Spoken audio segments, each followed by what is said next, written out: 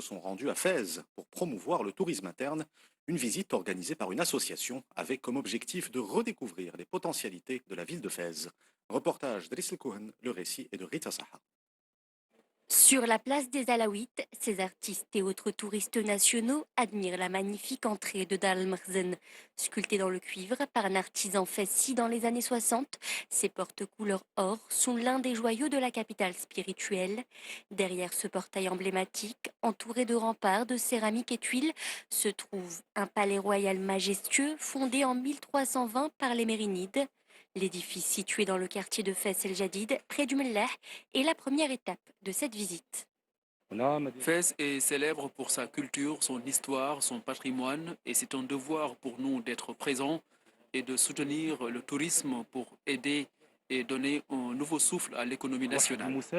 Cette visite est une bonne chose. On espère donner un petit coup de pouce au tourisme dans cette magnifique ville.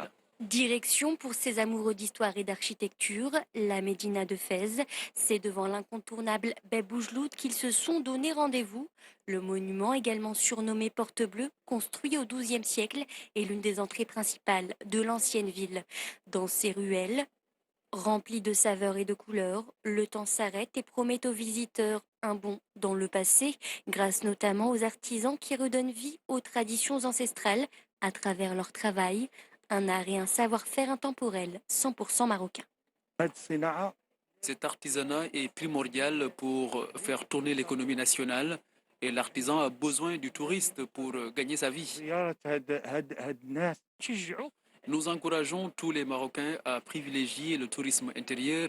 On espère leur faire découvrir encore plus Fès et ses alentours.